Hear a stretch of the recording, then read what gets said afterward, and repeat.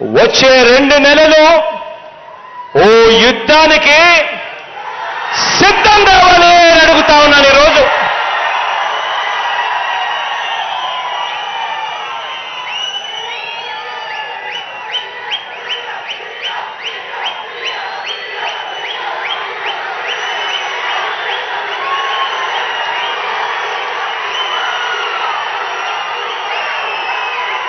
పేదవాడి భవిష్యత్ కోసం నిలబడడానికి మీరు సిద్ధమేనా అని అడుగుతా ఉన్నాను.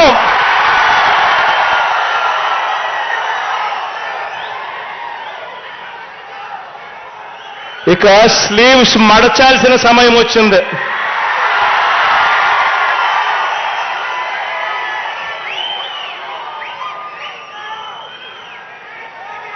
అబద్ధాల యోధుల్ని మట్టి కల్పించాల్సిన సమయం వచ్చింది.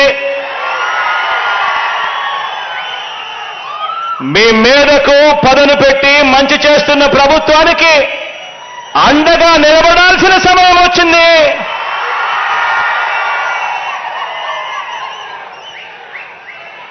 పేదవాడి భవిష్యత్ మారాలంటే, వారి బ్రతుకులు నేటి కంటే ఇంకా మెరుగు కావాలి అనంటే మరోసారి మనందరి ప్రభుత్వాన్ని ఈ 55 నెలల్లో ప్రయోజనాలు అందుకున్న ప్రతి ఒక్కరూ సమర్థించాలని, ఆ పేదలందరికీ కూడా వివరించాలి.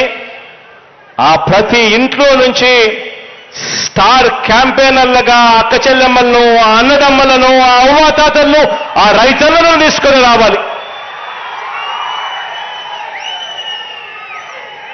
పెత్తందారుల మీద పేదల పక్షాన మనందరి ప్రభుత్వం చేస్తున్న యుద్ధంలో ఏ ఒక్క ఓటైనా కూడా బాబుకు ఓటు వేయడము అంటే దాని అర్థం తమకు అందుతా ఉన్న పథకాల రద్దుకు తామే ఆమోదం తెలిపినట్టు అవుతుంది అని చెప్పి ప్రతి ఇంటికి వెళ్ళి చెప్పాలి. మరొక విషయం కూడా చెప్పాలి. ప్రతి ఇంటికి వెళ్ళినప్పుడు మరొక విషయం కూడా చెప్పాలి.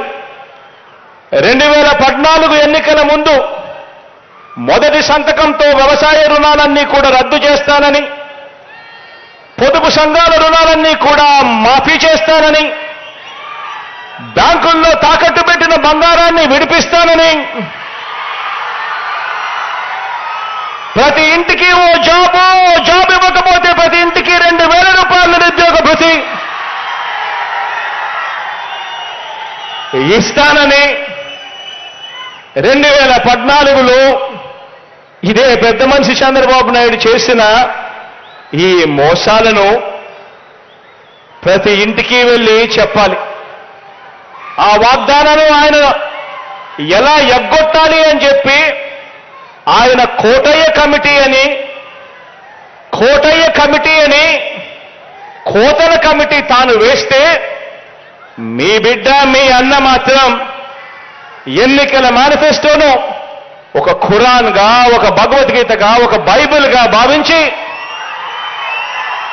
ఆ చెప్పిన ప్రతి హామీని కూడా నెరవేర్చేందుకు మీ అన్న ప్రభుత్వం ఓ సచివాలయ వ్యవస్థ, ఓ వాలంటీర్ల వ్యవస్థ తీసుకొని వచ్చి ప్రతి ఇంటికి మంచి చేస్తా ఉన్నాడు అని చెప్పండి.